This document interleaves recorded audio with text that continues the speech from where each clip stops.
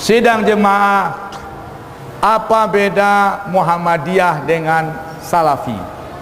Muhammadiyah, dia netral menyikapi seluruh mazhab fikih. Dia akui Hanafi, dia akui Malik, dia akui Syafi'i, dia akui Hambali. Terus bagaimana dia? Dibuatlah lembaga tarjih. Dibuat lembaga tarjih. Jika ada kasus hukum, lembaga tarjih mengadopsi dari 4 imam mazhab. Bisa diambilnya nanti pendapat Abu Hanifah dalam satu kasus, kemudian Malik dalam kasus yang lain, atau Hambali dalam kasus yang lain, diputuskan dalam tarjih. Maka Muhammadiyah, ahlu sunnah wal jamaah, pengikut salafus saleh, pengikut mazhab yang 4. Salafi, apakah pengikut salafus saleh? Sudah saya sampaikan, Salafi bukan pengikut salafus saleh. Kenapa? Karena Salafi tidak bermazhab. Muhammadiyah menerima mazhab, Salafi tidak bermazhab. Bagaimana mengaku pengikut salafus soleh sementara salafus soleh itu bermazhab? Kita langsung ke Quran, kita langsung ke hadis. Ente siapa? Anda memahami Quran butuh tafsir. Kalau tidak lewat tafsir Anda salah paham. Tahu nggak Anda? Ada ulama yang terdahulu karena tidak tahu asbabun nuzul mengatakan tawaf dan sa'i itu makruh. Fala junaha alaihi ayat tawafa bihima. Tidak berdosa mereka tawaf dan sa'i. Fala junah kalimat biasa dipakai untuk yang makruh, maka tawaf hukumnya makruh. Langsung ke Quran, sok mantap. Sidang jemaah, dijelaskan ayat itu asbabun nuzulnya. Dulu orang tawaf dan sa'i telanjang.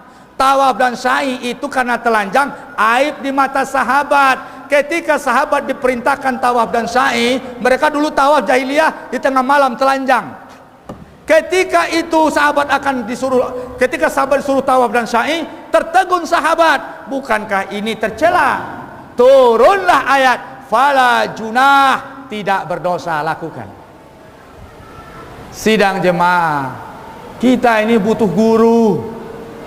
Hadis Bin Bas, Albani, ini Albani, hukum mengambil anak. Kalau seseorang ingin mengambil anak dijadikan muhrim, dia harus menyusui anak itu. Seorang ibu menyusui anak supaya jadi anak susuan. Jumhur ulama, umur susuan itu 2 tahun. Jika anak menyusu di usia susuan 2 tahun kepada seorang wanita, maka dia setelah menyusu jadi anak susuannya, muhrimnya. Tapi Albani mengatakan boleh menyusu di usia remaja dan dewasa. Nauzubillah. Perlu kita berguru. Guna guru itu membimbing kita. Karena proses hukum ini sudah panjang, butuh tenaga besar, butuh cerdas yang hebat. Sidang jemaah yang dirahmati Allah, apa beda salafus saleh dengan orang yang mengaku mengikut salafus saleh? Saya tegaskan dulu, siapa pengikut salafus saleh? Pengikut salafus saleh, penganut mazhab Hanafi, penganut akidah Ahlus Sunnah, Ahlul Hadis, kemudian Asy'ari, Maturidi, mereka pengikut salafus saleh. Pengikut Syafi'i, pengikut salafus saleh. Pengikut Hambali, pengikut salafus saleh. Kita semua pengikut salafus saleh. Ada orang mengklaim dia saja pengikut salafus saleh, tapi dia tidak bermazhab. Dia tidak ikut Syafi'i, tidak ikut Malik, Hambali, pengikut salafus saleh, ikut Ibnu Taimiyah, sanad ilmunya terhenti pada Ibnu Taimiyah. Ibnu Taimiyah bukan salafus saleh. Saya tetap menghormati Ibnu Taimiyah. Saya banyak belajar dengan Ibnu Taimiyah. Saya baca majmu' fatwanya dan kitab-kitab Ibnu Taimiyah. Tetapi kita harus netral. Kita jelas, adil, amanah ilmu. Ibnu Taimiyah hidup di 700 tahun Hijriyah. Dia bukan salafus soleh. Jadi kalau ada orang mengaku pengikut salafus soleh, sanad ilmunya terhenti pada Ibnu Taimiyah, dia bohong, bukan pengikut salafus soleh. Semoga ada kesadaran. Kita Indonesia mayoritasnya bermazhab Syafi'i, dan seluruh pengikut imam mazhab yang berempat adalah pengikut salafus soleh. Di mana batasan bid'ah secara sederhana dan global, selagi ada dalam mazhab yang empat, mazhab Hanafi, Malik, Syafi'i, Hambali, maka itu ijtihad dan itu bukan bid'ah. Jangan mudah membid'ah-bid'ahkan dan dituduh bid'ah. Kalau itu ada pada mazhab yang empat, itu bukan bid'ah. Untuk membid'ahkan dalam versi Malik harus ada versi 11 proses hukum. Berdalil yang orang yang menggampang membid'ahkan dengan alasan definisi bid'ah pada Ibnu Taimiyah. Tapi dia tidak baca dawabit bid'ah menurut Ibnu Taimiyah. Ketika Anda akan memakai bid'ah, ada 12 dawabit oleh Ibnu Taimiyah. Nah, sidang jemaah, mudah-mudahan kita semakin cerdas, mudah-mudahan kita semakin paham.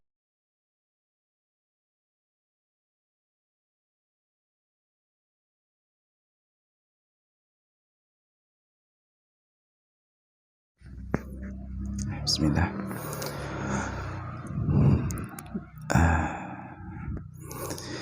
Baik ya teman-teman, Assalamualaikum warahmatullahi wabarakatuh. Nah teman-teman, pada kesempatan ini saya tidak memberikan tutorial.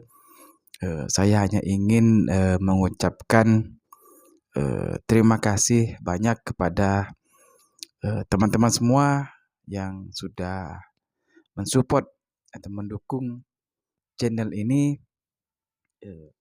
Mudah-mudahan channel ini bisa bermanfaat untuk teman-teman yang masih pemula, yang ingin belajar caranya mengedit foto maupun video. Nah,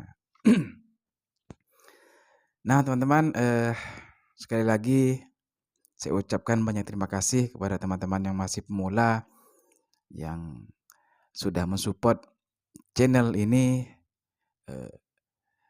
dan mudah-mudahan channel ini bermanfaat. Baik teman-teman, selain saya ingin mengucapkan terima kasih kepada teman-teman semua, saya mungkin ada tips untuk teman-teman yang masih pemula ini, yang ingin belajar caranya mengedit sebuah foto maupun video. Nah, sebelumnya saya ingin menjelaskan terlebih dahulu. Ini terkhusus untuk teman-teman yang masih pemula, teman-teman ya, yang masih pemula. Seperti saya juga sebenarnya sama masih pemula, cuman saya ini hanya ingin berbagi pengetahuan apa yang saya tahu gitu ya. Nah, sebelumnya apa sih untungnya itu? Apa sih untungnya kalau kita belajar ngedit itu, belajar ngedit foto maupun video? Nah, sebenarnya banyak sekali teman-teman ya. Ketika kita belajar caranya mengedit foto maupun video, yang paling umum itu, paling sering itu pasti untuk kegunaan konten, untuk membuat konten. Nah itu pasti teman-teman ya. Karena kalau kita ingin membuat konten itu, kalau tidak memiliki keahlian atau skill atau pengetahuan dalam dunia mengedit itu susah teman-teman ya. Mungkin agak ribet kalau kita tidak punya ilmunya untuk mengedit sebuah foto maupun video, karena dalam membuat konten itu pasti diperlukan yang namanya skill dalam mengedit, sebuah foto maupun video teman-teman ya. Nah itu sudah pasti. Nah nah di sini, di vid di video-video yang saya, berikan kepada teman-teman yang masih pemula, itu adalah, termasuk, ke dalam, dasar-dasar untuk mengedit, untuk menguasai cara mengedit foto maupun video. Nah, ketika ketika teman-teman yang masih pemula ini sudah, tahu dasarnya, sudah tahu ilmunya itu, dasarnya lah, maka teman-teman nanti ke depannya akan lebih mudah, akan lebih, bisa, dengan mudah untuk mengedit sebuah foto maupun video teman-teman ya. Karena teman-teman, sudah punya dasar, sudah punya ilmu nih teman-teman. Jadi tahu. Nah jadi kalau kita dalam dunia mengedit itu, kalau kita sudah tahu dasarnya, nan nanti kita itu bisa, dikembangkan sendiri teman-teman ya. Nah seperti itu. Jadi, sangat penting teman-teman. Nah, kalau kita ingin membuat sebuah konten video misalkan, itu kan tak lepas dari yang namanya edit, mengedit teman-teman ya. Nah, kalau foto itu sudah pasti untuk, thumbnail-nya teman-teman. Jadi kedua-duanya itu sangat penting untuk kita, dalam, berkarya teman-teman ya. Nah, dan juga tidak tidak apa ya, tidak hanya untuk konten, banyak kegunaannya. Jadi seperti itu teman-teman ya. Jadi, kenapa harus belajar caranya mengedit sebuah foto maupun video itu memang penting teman-teman ya. Dan di zaman yang sekarang ini kalau tidak kita, manfaatkan, eee, kemajuan teknologi, kecanggihan teknologi yang sudah canggih di zaman sekarang ini, zaman saat ini itu, sangat disayangkan teman-teman ya. Karena, bisa apa ya, sebenarnya mudah itu kalau kita ingin belajar, mudah. Eee, apa ya, apalagi zaman sekarang ini kan, sudah serba instan teman-teman, serba instan tidak seperti dulu kebanyakan, manual teman-teman ya. Jadi memang kalau zaman dulu itu, bisa dibilang serba manual dan agak sulit itu. Memang harus benar-benar. Kalau zaman yang sekarang ini kan kebanyakan sudah instan, ada yang langsung upload, apa ya, ada yang edit otomatis, itu ada teman-teman ya. Bahkan sekarang menggunakan AI itu sudah bisa teman-teman ya. Nah cuman kalau kita hanya mengandalkan instan kan, eee, apa ya, kalau saya pribadi itu tidak ada perkembangan teman-teman ya, tidak bisa berkembang. Namun kalau kita sudah mengetahui dasarnya, sudah bisa dengan, ilmu-ilmu yang sudah kita pelajarin, eee, menggunakan cara yang instan pun kita sudah, itu apa ya, ya sudah mudah gitu teman ya, tidak sulit lagi. Jadi seperti itu teman-teman ya. Jadi, belajar caranya mengedit itu menurut saya itu sangat, penting karena bisa juga untuk, sebuah job apa misalkan. Bisa juga dijadikan sebuah pekerjaan atau job teman-teman ya kalau dunia editing itu. Soal contoh dalam mendesain apa misalkan. Contoh, foto, foto wedding. Kita bisa mempunyai keahlian untuk mengedit sebuah foto bisa menjadi lebih menarik. Itu kan, eee, apa ya, yang termasuk ke dalam hal, yang sangat penting teman-teman ya. Jadi, ya memang, caranya mengedit itu memang, di zaman sekarang itu, penting teman-teman ya. Jadi teman-teman, mungkin hanya ini yang ingin saya bagikan kepada teman-teman yang masih, pemula, eee, jadi tetaplah belajar di zaman yang, sekarang ini, zaman yang canggih ini, kita manfaatkan, eee, kecanggihan teknologi, fasilitas teknologi yang sudah ada,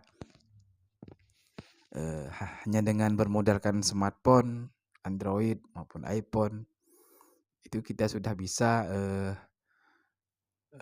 berkarya teman-teman ya. Nah, lebih tepatnya seperti itu teman-teman ya. Jadi sayang, sangat disayangkan kalau kita tidak memanfaatkan kecanggihan teknologi yang saat ini. Baik, teman-teman semua, mungkin cukup sampai di sini. Mudah-mudahan bisa bermanfaat untuk teman-teman yang masih pemula ini, dan saya juga masih pemula. Kita sama-sama belajar dan sama-sama berbagi pengalaman tentang ilmu yang kita pelajari. Baik, teman-teman semua, saya akhiri. Assalamualaikum warahmatullahi wabarakatuh.